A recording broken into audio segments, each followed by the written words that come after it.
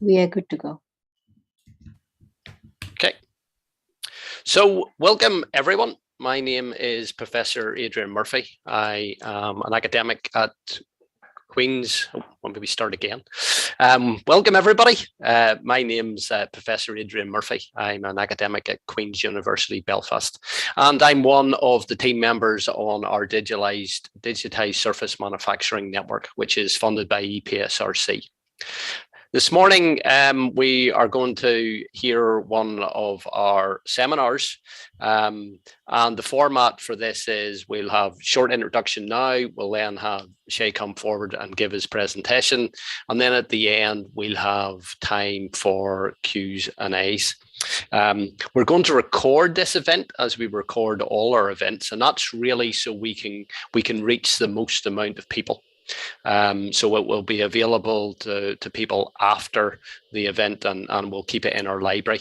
And we have had a significant amount of webinars, and really the best way to access those is to come and register on our website, and then you can ask the questions, you can find the libraries, etc., and see previous events that we have up.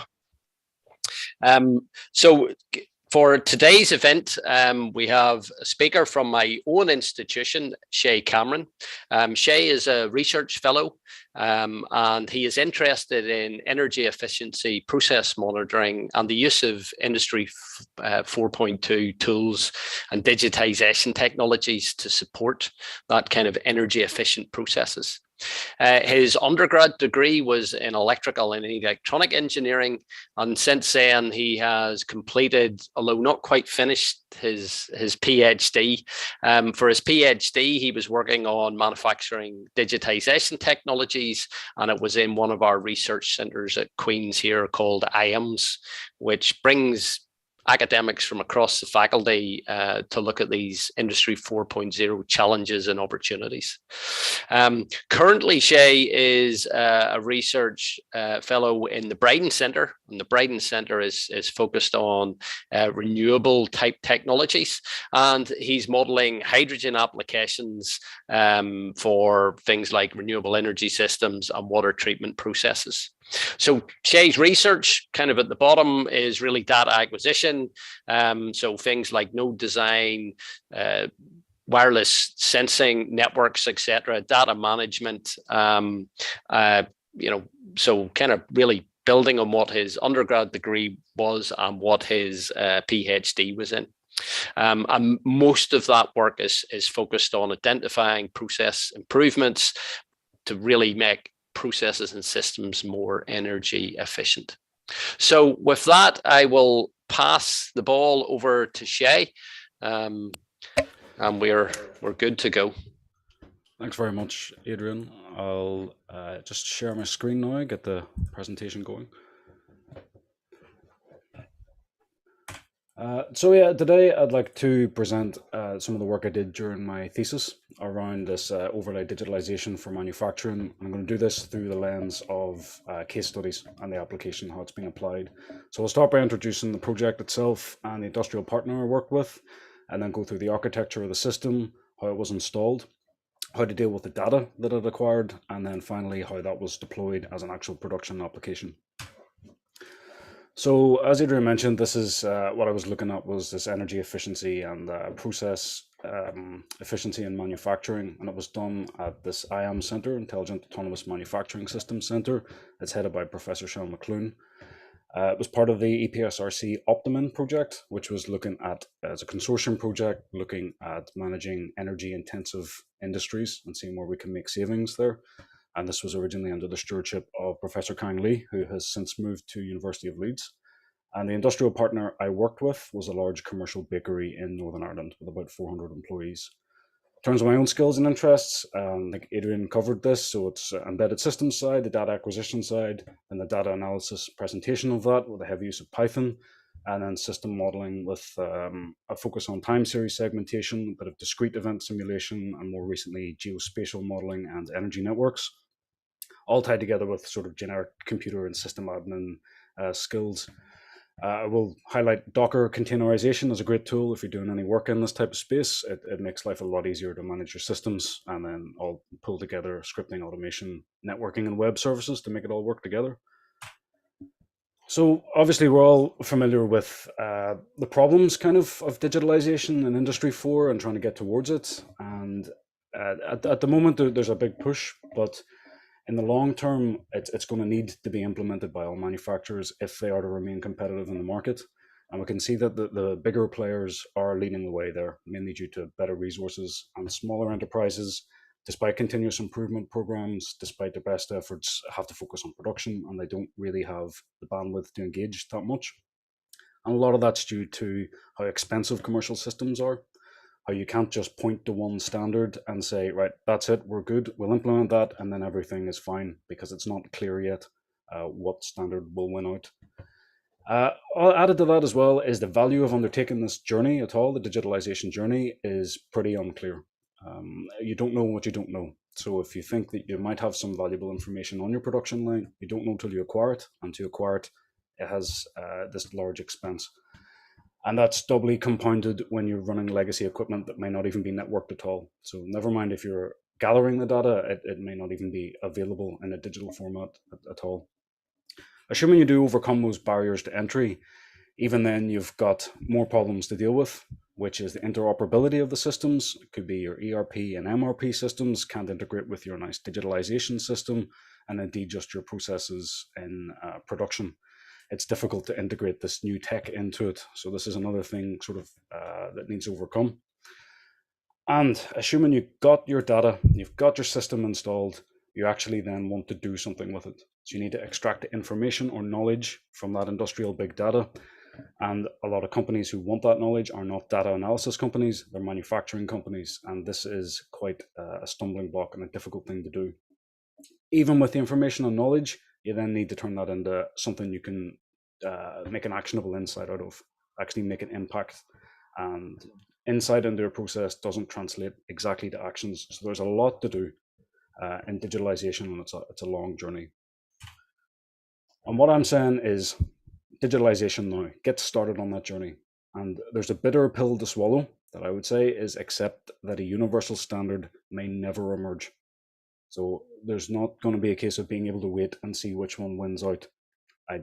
There are big incentives for that not to happen, because the vendors that are producing these platforms have a crazy incentive, very, very strong incentive to prevent that, because usually these are subscription-based platforms. And if you get to the point where your production critical activities are reliant upon that subscription, there'll be no question of stopping to pay it. So this is too tempting, I think, and economically this is how business works. So there's not much incentive to work together there. Added to the fact, if you look at the manufacturing landscape now, there is no universal standard, and it's only going to get more complex as flexible manufacturing comes online, as bespoke manufacturing comes online, and as mass customization becomes the order of the day.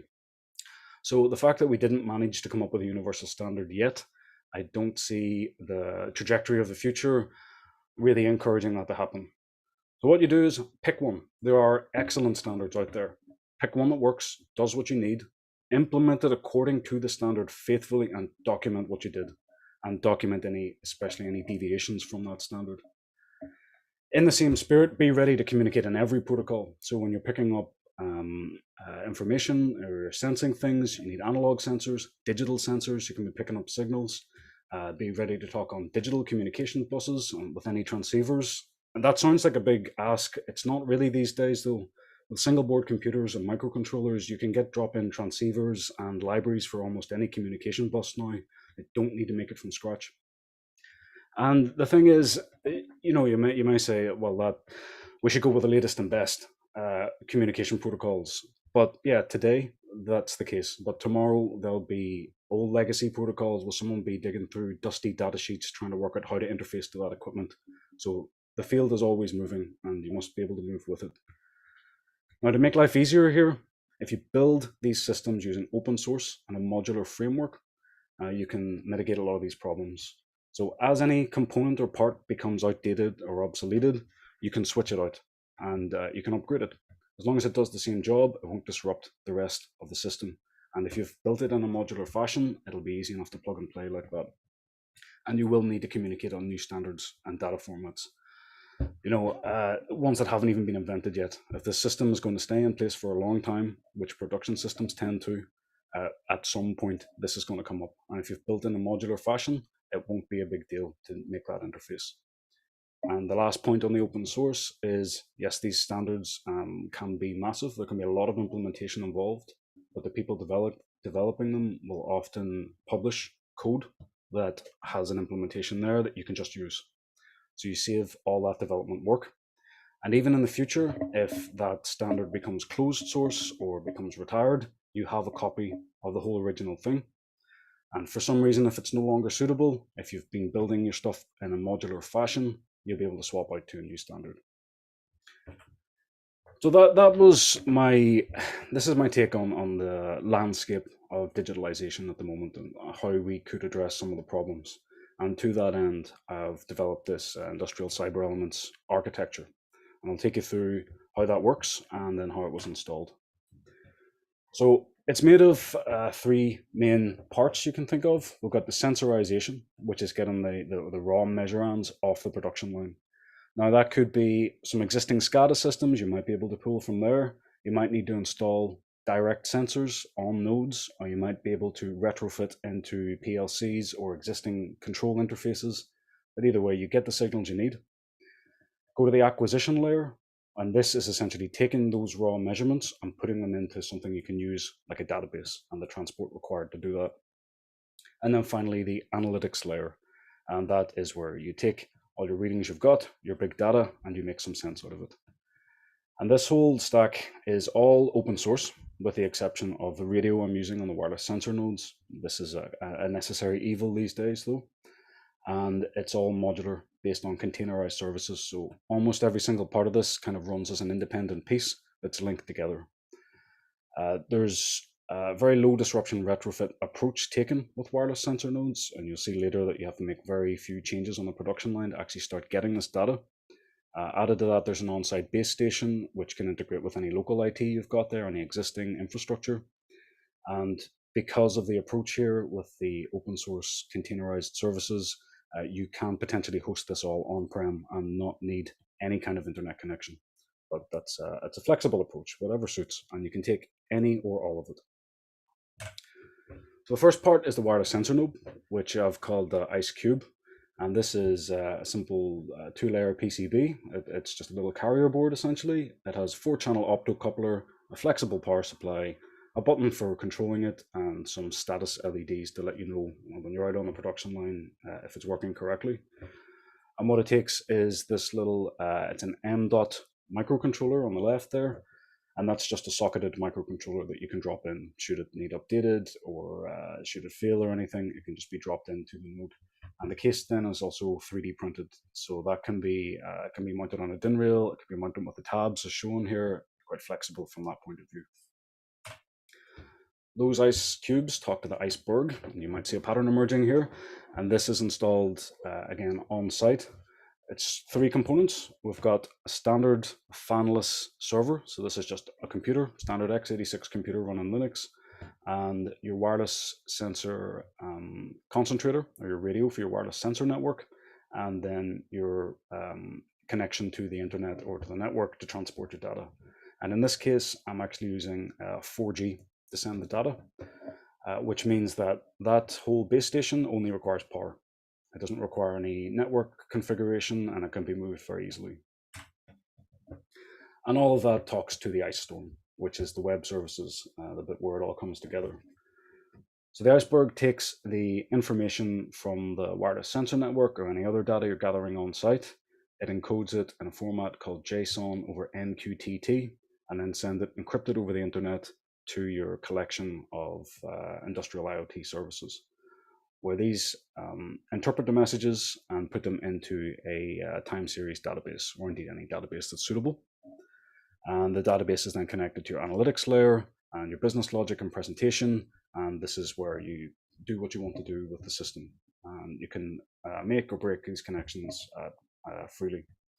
I'll note as well, there's a little remote management tunnel set up as a VPN server and client. And for those of you who know a bit about networking, this iceberg, because it's over 4G, it does not have a static IP.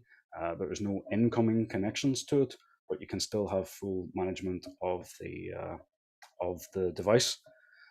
So essentially, you're very flexible on the type of network provision. If you can just get an internet connection, you can pretty much tunnel out and send it. So in terms of deploying this to the bakery, I used this to sensorize a large pan plant production line there. To date, it's been in operation for over 2 years, and we've got well over 40 million observations now. And the only changes to actually install this that were required on the production line were a DC power supply inside the control panels and some PLC signals repeated at spare outputs. So for instance, if there's a pusher bar that pushes a tin, we'll pick up the signal of that tin being pushed, and then that's a count. It also would be possible to do passive capture of those signals, but obviously not ideal to gang up 2 wires into a single terminal block. An option though if you were constrained. And this is the structure of the line that I'll be talking about today. So it uses a thing called the Chorleywood bread process, which produces bread from raw dough to finished loaf in about 4 hours. And it does it in batches. So one mix produces, a certain amount of pieces of dough. Those pieces of dough are divided, molded. They have a first proof, and then they're assembled into a loaf.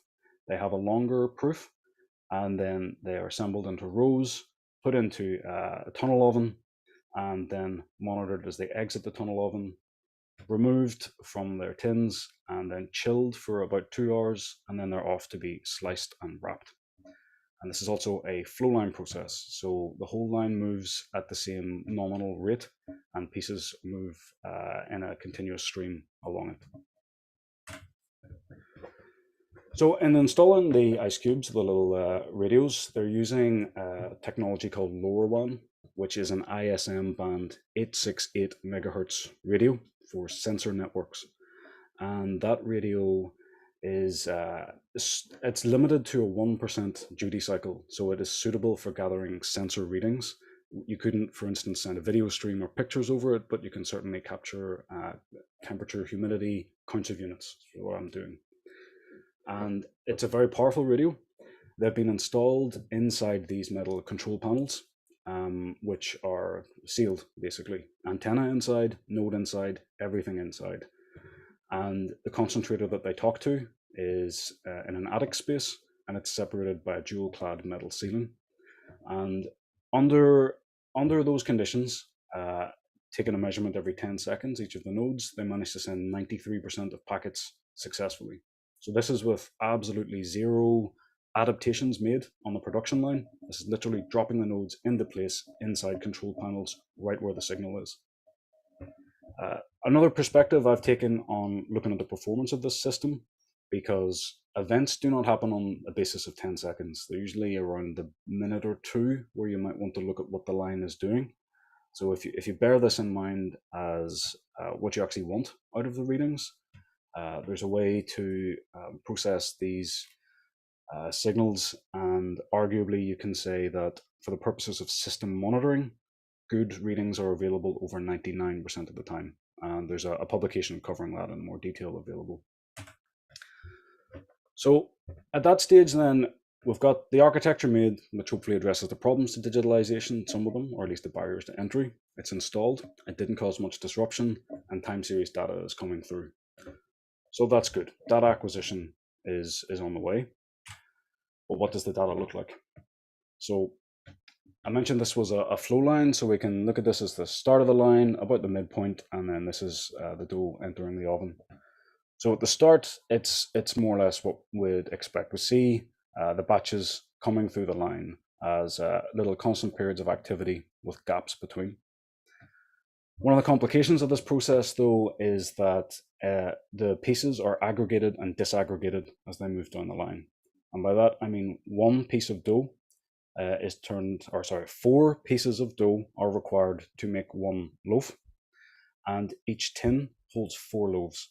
So you'll see the apparent rate of just units moving down the line looks like it gets slower, but of course it's more pieces of dough each you're counting. Now in the first two, that's reasonably okay, because we're getting constant activity and a gap, constant activity and a gap, and the same for the tins. But when you get to rows, there's so many pieces of dough in a row that you're going to get these pulses instead of constant activity. So the challenge would be to look at that and say, is that a batch? You need to group the pulses rather than looking at a period of activity. So it can be difficult to process from that point of view. And indeed, that's quite typical. And industrial data, and especially big data, has a lot of time series involved in it. And it's difficult to get the knowledge out of it. There's often very low information density, where either nothing is happening or the same thing is happening again and again. You'll usually have missing measurements, in this case due to the wireless sensor network and its very challenging conditions. But even in a standard wired system, you do get faults and you just get missing measurements. It's part of life. And uneven indices, where the measurements are not taken at equal intervals, and there will always be noise as well. So this makes it difficult, because a lot of algorithms require complete data sets with even indices, and you can force your data set to be that, but you can use imputation for this, and there are a lot of good techniques for that. But when push comes to shove, you're making it up, the missing measurements. It would be better to respect that measurement is missing and work with that. So one approach to make sense of this type of data is time series segmentation. That's where, instead of looking at every point on the time series, you're going to divide it into regions, meaningful regions. And those regions will be labeled or parameterized according to their properties. So it could be system state, line is running at this speed, there's no production happening, and it would give you a start and stop time as a segment instead of all the data points. But you'll often find there's a trade-off between temporal resolution of when it started and stopped and the spatial resolution of what happened. So to tackle that, I created this binary action threshold segmentation algorithm, or BATS, and it specifically is resilient to missing data and uneven indices. And it has a bit of a unique approach, because it does a spatial classification first based on just the instantaneous value, and then does filtering across the time series after to discard noise, interruptions, and outliers. And in the context of this batch flowline baking process, we're approximating the process with a square wave, a variable amplitude square wave, neglecting ramping, which is valid in this case due to just the dynamics of the line.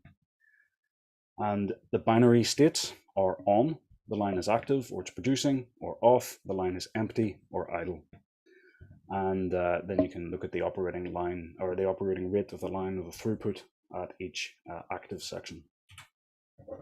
So the way it works is, first we look at the distribution of the data and identify the threshold rate that we're going to count as on.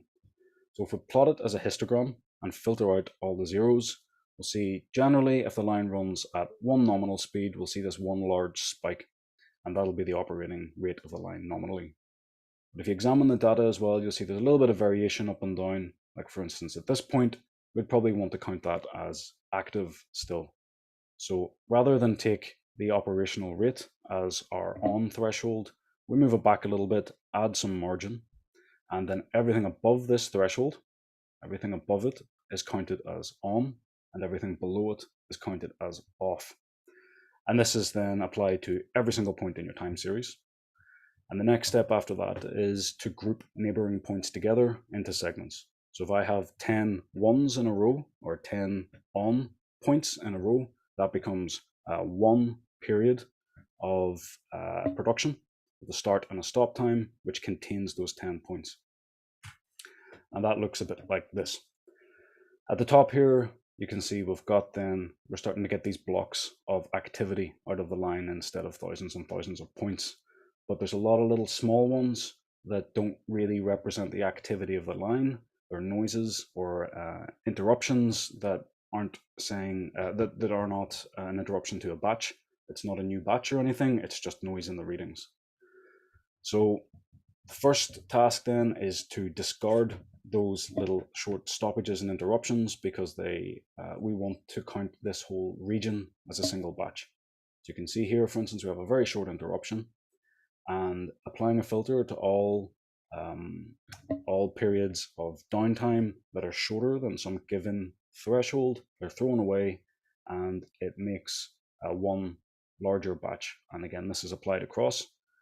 We do the same for short periods of activity, which are unfeasibly short. Now, this can be due to, for instance, someone manually actuating something on the production line, or waving their hand in front of a sensor, or clearing a blockage.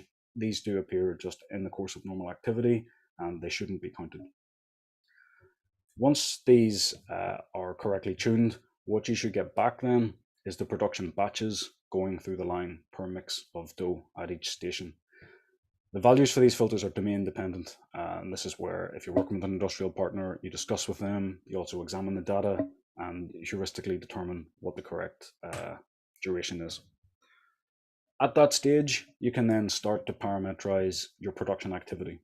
So you can look at the batches that have been going on, and you can calculate your mean operational rate, or your throughput within each batch. You can also look at the duration, so how long each one ran for, and how long was each gap between each, and any other desired metrics. So that could be, for instance, you could look at the standard deviation to get how consistent that batch ran. And from that, you've gone from thousands and thousands of time series points in a very messy graph to a spreadsheet that just says batch started here, batch ended then, it ran at that speed, and it produced this many pieces. Of course, one thing though about that is without the stoppages. And some of you might be thinking stoppages are an important metric, and they are indeed.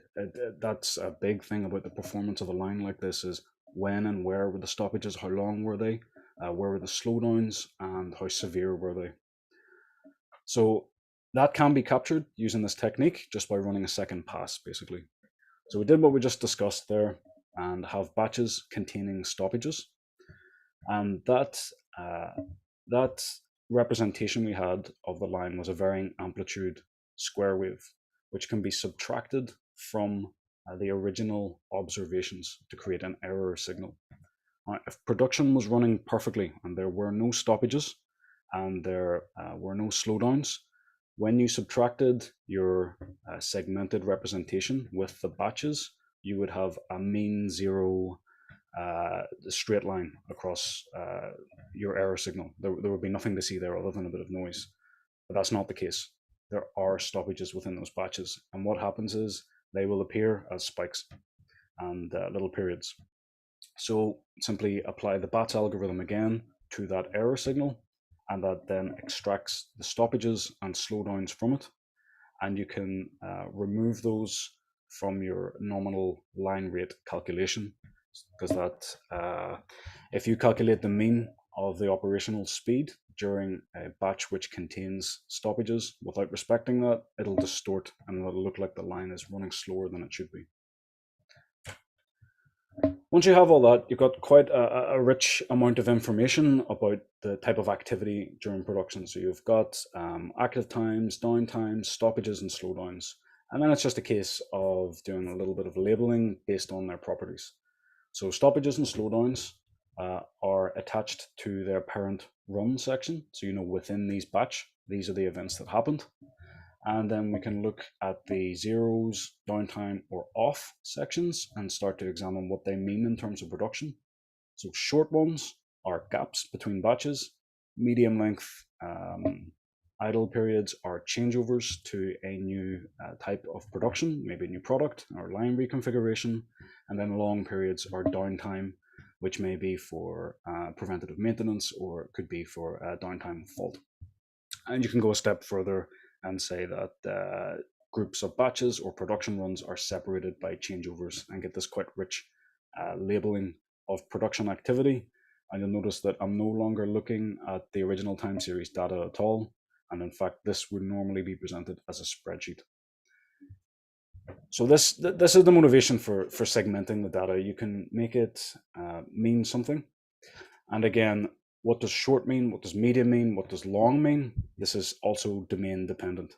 You can make these determinations to a degree by looking at the distributions of the durations of the segments. So you can try and sort of do this by seeing what appears in the data, but it's much better to discuss with the people who know how the production line runs, and it will correspond directly across, and you'll get good labels from that. So that is good and nice to see. I enjoyed seeing that on my computer and on my workstation, and I indeed showed these graphs to my industrial partner. But they can't really access that information like that. I don't really want to make a new graph every day for them and discuss it with them. But once we got it working, we could see, right, this algorithm appears to work. This is a useful insight into the process. Where to go next from there? And this is where you want to deploy it to something in production. So if you play your cards right, you can shortcut this as a researcher. I mentioned Python and Anaconda, which is a scientific Python framework for data analysis. And that coupled with Flask, which is a way to turn Python code into a web service, and Node-RED, which is a drag and drop flow-based programming language, which you're able to very, very quickly iterate business logic on and tweak it. Those together can make it very easy to deploy some code you've been running on your workstation to something that can be used in production. And the motivation here is partly to be proactive about this innovation valley of death. So moving from research to an application it's a difficult process for a lot of reasons. But there's one nice thing that's happening these days is there's a lot more compatible technologies that can work for researchers and work for commercial use and integration. And where that overlap exists, I really strongly suggest this is the tooling you use. And it's a good thing to review before you start doing data analysis or undertaking a project. And the thing is, it's of mutual benefit. So when I got to the stage where that algorithm was working and we discussed it, I went, okay, that looks good. It all looked good, but it wasn't really verified. By setting these reports up, my industrial partner got regular reports. They took the time to go against their manual shift records and their production scheduling, and they verified these results for me because that report will be useful for them if it's right. And it was right, and it is useful for them. So I get my results verified. They get a report going on, and structuring it in this way, it can be a mid-project output and feedback to your industrial partner. So the process of actually going there from having the working algorithm to having an application looks a bit like this. Once you've got your algorithm working in a freeze dual bats operating code, copy paste it, put it in a different folder. That's it. Code is frozen, it works. I say package as a module. That can be as simple as wrapping it in a function definition, just so you can call it. It doesn't need to be a lot of work. And then note what your dependencies are. So if you're making some database queries, how are you doing that? If you're using some external libraries, take a note of that. And if you use Anaconda, that's kind of done for you already as an environment. Write a little bit of extra code. So you might want to change your database query. For instance, I was doing manual queries before, but it makes more sense to do this aligned to the shifts in a day. So it's a small tweak to the data you're pulling from your database. Make that tweak. Run your code on it, and that should work just fine. And then a few lines to format a report.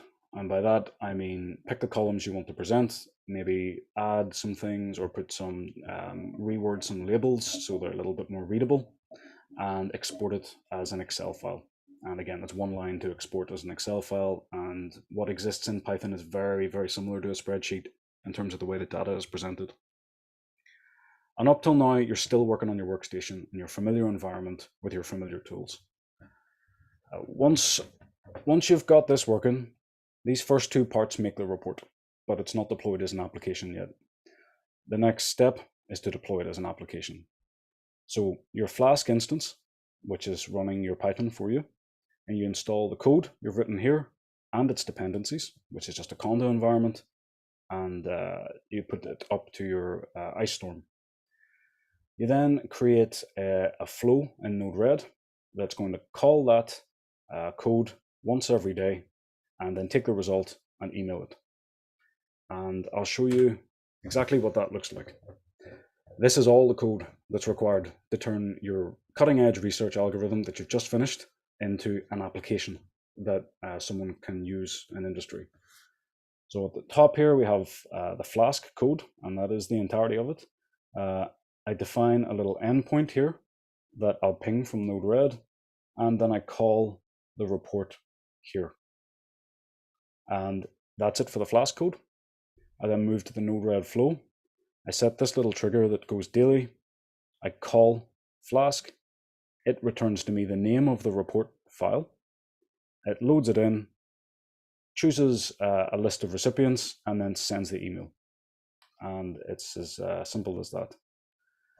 Now, the error handling I put on that is pretty basic because, again, I'm doing research rather than integration, but I found it was absolutely sufficient, and it's been a very reliable little way to approach things, which is simply, you'll notice the initial return value is just fail, and if it doesn't work, it's going to return this word.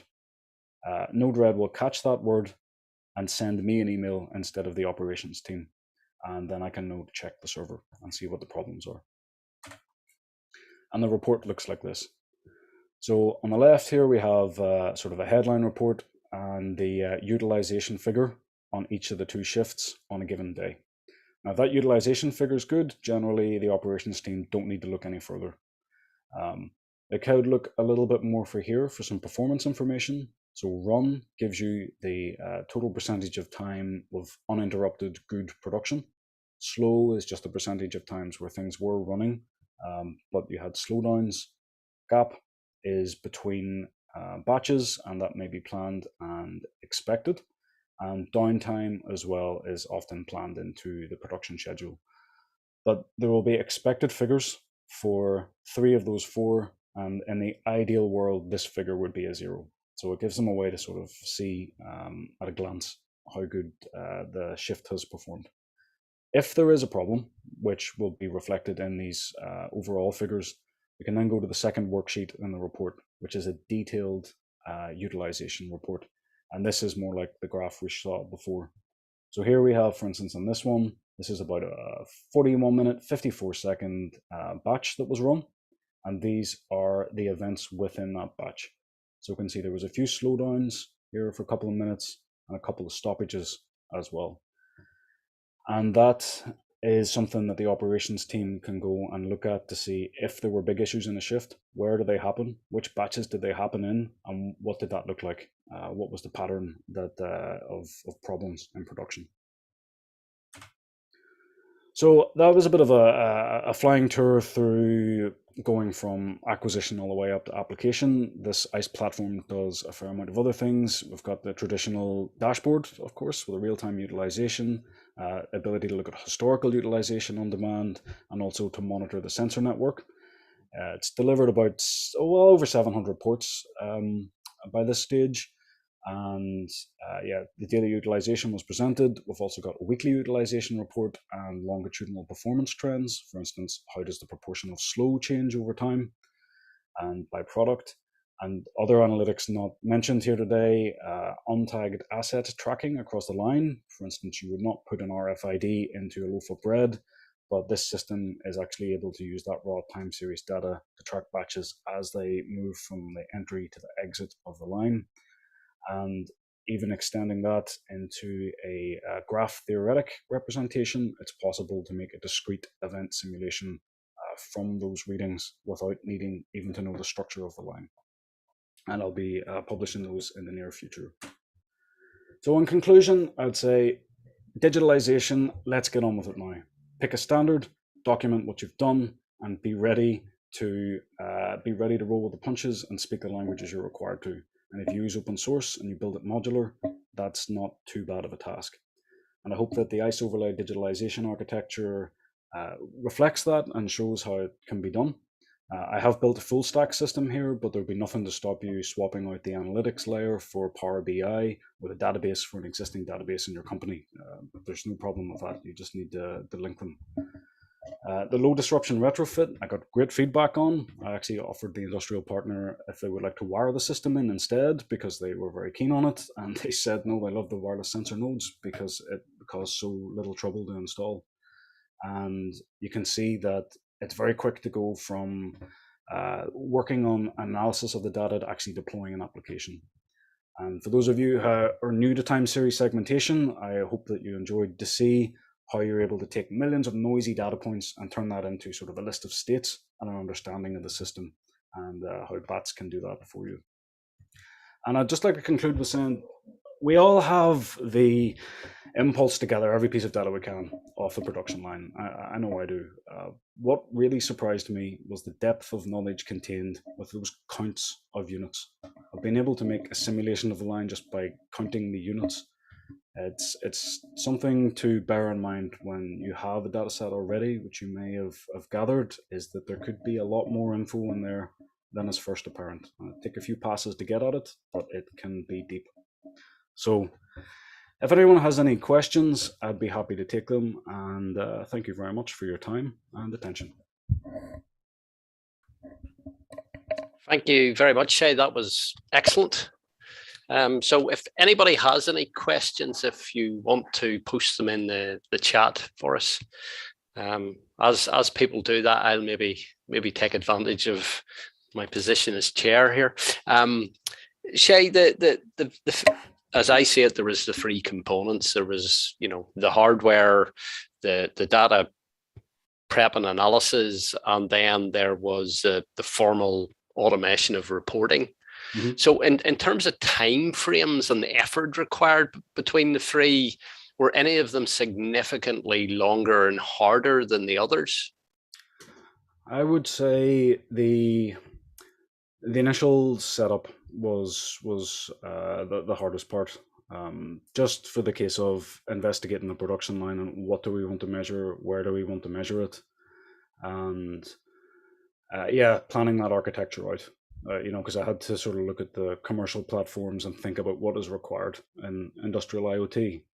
So I'd like to say if I was to do it again, it would be a lot quicker. And I would hope that anyone who would want to accomplish the same thing could take this as a bit of a template and save a lot of time. But yeah, this was the most. And of course, the research for the data analysis, if you use an off-the-shelf algorithm, you can use it. And of course, you're welcome to. But as the academic side, I spent a lot of time making algorithms. But yeah, to deploy them was quick. Yeah. Okay. So maybe my question was slightly naive in that it wasn't a case of just creating the hardware configuration and put it in. You had already established the data sets and the types of analysis you were likely to do on the data, as you designed that acquisition system. Yeah, I knew I wanted to gather process data. I had an idea of what it would look like. So in terms of, if we go back to the raw data, here, this I expected, the batches coming through. What was a surprise to me were these pulses. Now, I guess if I thought about it, or it was surprisingly difficult, these pulses to work with. I suppose you could anticipate it, but yeah, a lot of it went as expected. And yeah, the idea was just to track through the line. So from that point of view, you knew what to go for. There were some details. You're getting a bit in the weeds here on do you measure a rising edge or falling edge of a PLC pulse, and what rate do you debounce it at? There was a lot of details like that required a few firmware updates to get nice readings out of the system. Yeah. But you're really in the weeds for the problem, and I think it's probably very domain specific as well when you're installing these systems. And I suppose in that sense, to repeat, say, in a different process in a different sector, all the principles will be the same, but it's that continual communication with the subject experts on the shop floor that seems to be the key thing to interrogate what and how and why these measurements are required. I couldn't emphasize that anymore, to be honest, Adrian, because you could spend days twisting your head over what's the dynamic on the production line, or you could ask the guy that designed it. And, you can have a 30-minute conversation and get a lot more insight into it. And I mean, I found those conversations excellent. I did spend a lot of time on the factory floor. And after when I got familiar with their process, it became, I was provoking thoughts in them as well. But it did take a bit of just listening first and asking questions of them of how does this work? What problems do you have? What would you like to know as well? Was a very good question I found. Yeah, absolutely. Okay, Pamela, have we any questions there? Yes, Adrian, there is one question from Aruthium.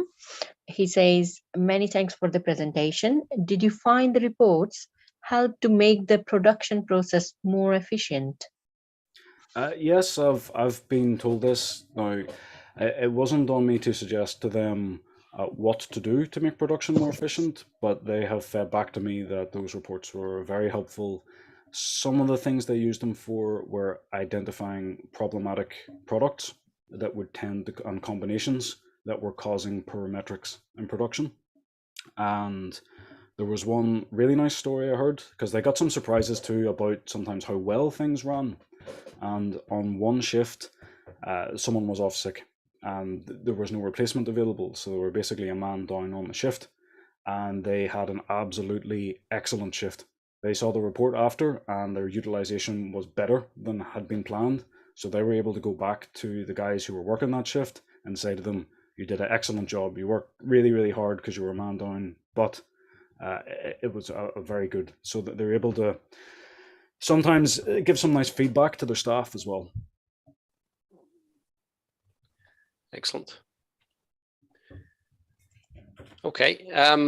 If there's no other questions, I think we're coming up to the hour, close enough.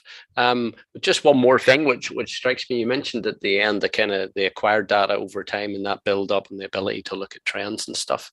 Mm-hmm.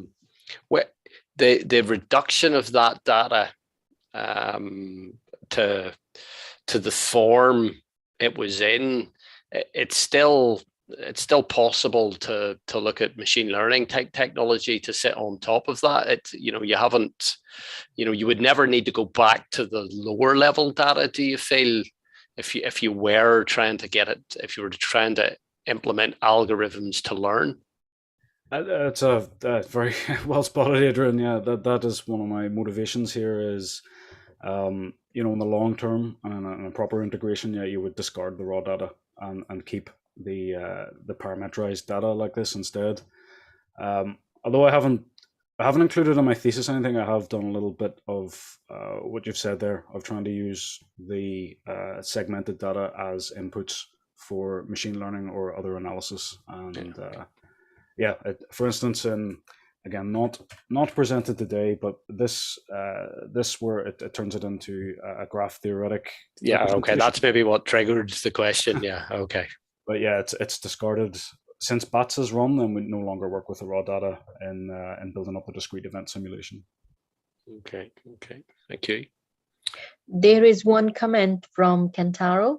Mm-hmm. He says, "Thank you for the nice talk. I'm a coding researcher. I collaborated with an IoT researcher. He gave me a simple current measurement sensor with Wi-Fi. Mm-hmm. I was surprised. It's simple function at first, but actually it gave me a lot of information, such as how many times we do experiments per day and how many experiments actually my technical staff did, and he did not report. So scientists need experiment info that didn't work, but technicians tend to report only what worked well. So even though they were quite a lot." That's a lovely insight. That's well, that kind of maybe shows you the value of data, not just when you're making loaves of bread. Yeah. And viewing data as what it means, as instead of just the readings, what did that reading mean? And I think that's very cool. Thanks for the anecdote. Can I ask one very generic question, Shay? Sure. Yeah. My question is, using all that data and everything, how can you convince an SME that to upgrade their legacy machine to adopt IoT systems? I suppose the nice thing about it is, if I can just get it, you don't need to. The low disruption retrofit and the wireless sensor node is really the very important part of this, to my mind, and it takes very little effort. At the extreme case, for a quick investigation, you can even use battery nodes and lift signals off PLCs without rewiring or reprogramming anything. So The pitch would basically be, you've got nothing to lose here. This is all temporary. It's very, very easy to do. And, you know, in a multi-line shop, for instance, you only need enough nodes to desensorize one line. And you could leave it on for a week, move to the next one.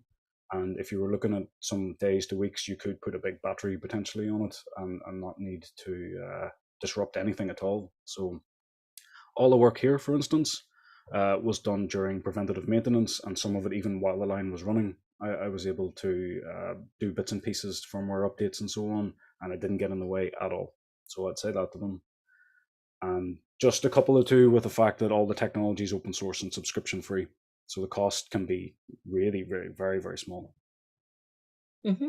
And yeah, exactly. That was the cost approximately. A lot of our SMEs who ask, you know, how much would it be? And they usually think that it's going to be quite a lot of, you know, in terms of the finance resources, they would have to put much effort in. So how expensive? It's not really expensive. That's what you're saying. No, the nodes, I think, yeah, is about £100. Mm-hmm. Anywhere between 100 and 200, depending on what you'd like it to do. The base station, I've said here, 1,500, but I wanted something with a bit of power to it. If you use something basic, it can be as cheap or expensive as you like. It's just a computer, really. Mm-hmm. And yeah, the web stuff, I mean, most companies have at least some IT infrastructure, so they could host potentially, if I go to there, they can host all this stuff themselves for free if they wanted to. There's also, I'm not a huge fan of cloud services, but there's things like AWS that you can have a database service for like a week or two. You know, you can, you don't have to commit to a large amount of upfront cost. Mm-hmm. But I would note that the kind of off-the-shelf platforms that just work are really, really, really expensive. The cheaper options where you build it yourself, kind of configure it yourself, are 90% of the work it takes to do this. So I'd say put in the extra 10% work and save yourself from the subscription fee and the dependence. Excellent. Yeah. Really good. Thank you so much. That's very informative. Excellent. So thank you very much, Shay, and thanks to everyone that has attended, and probably the volume that will watch the video afterwards as well. For those, again, the same message that I gave at the start, that the network, Digitized Surface Engineering Network, we have a website. If you go to the website, you'll find information on this presentation, but you'll also find information on other presentations, how to register your interest, etc., to hear more about what we do. So with that, we'll draw things to a close. Thank Shay, Pamela again, and I hope you have a lovely rest of your day.